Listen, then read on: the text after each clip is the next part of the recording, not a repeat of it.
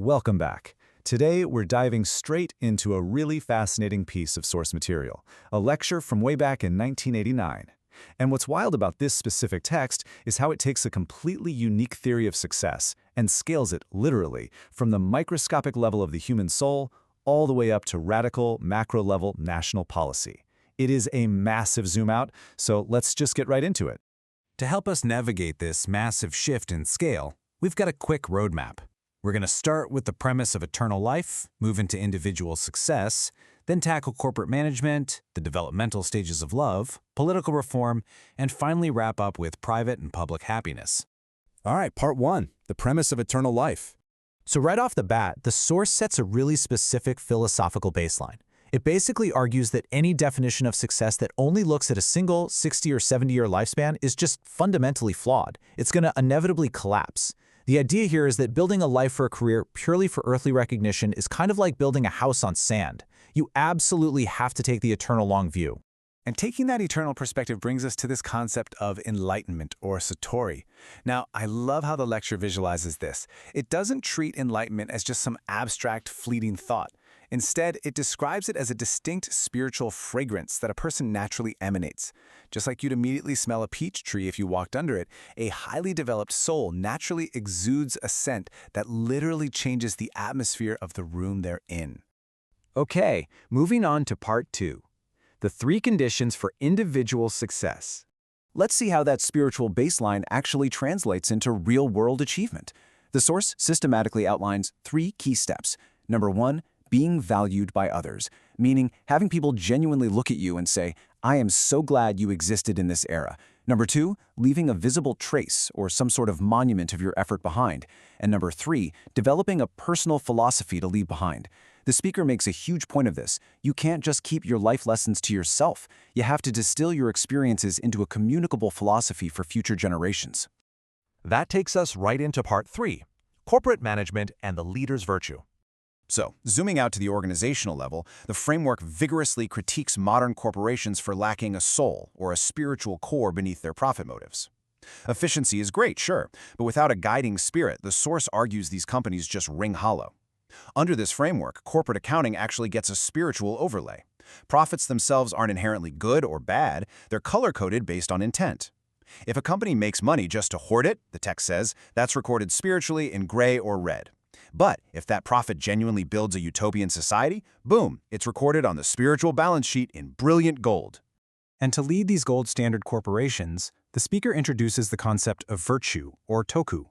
The calculation for this is surprisingly simple.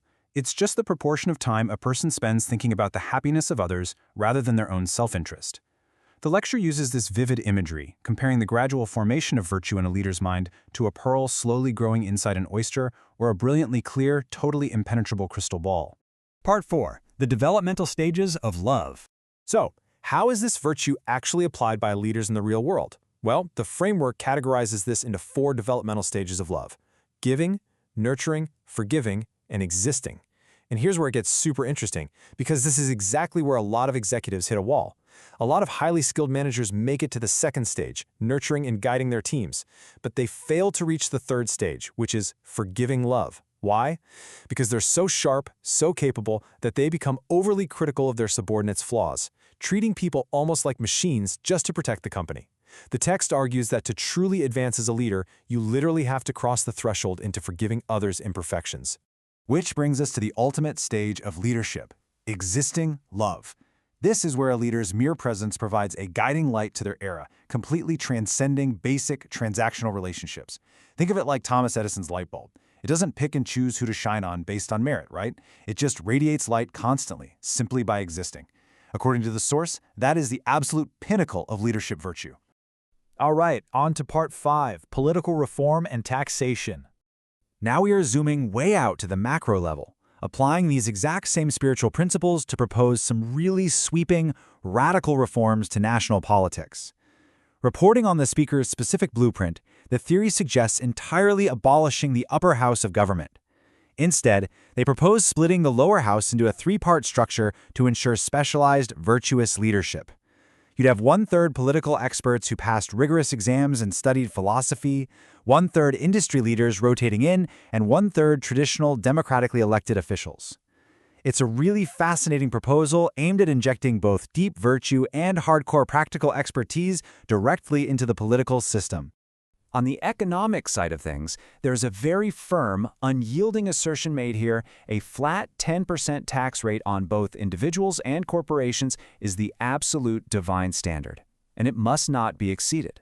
The source argues that taking half of people's hard-earned income destroys the motivation to work, which ultimately leads to massive national inefficiency.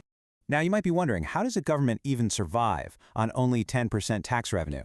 Well, the source argues that specific major government ministries like agriculture, transport, posts and telecommunications, and health and welfare must be abolished or completely privatized. By stripping away government protections, these agencies are forced to generate their own revenue by offering true, undeniable value to citizens. Essentially, it forces the government to operate with the exact same lean, competitive logic as a private business. And finally, Part 6, Private and Public Happiness. Let's bring this whole macro to micro journey back together by looking at how the individual interacts with this newly reformed society. The framework concludes that a true utopia requires balancing two wheels.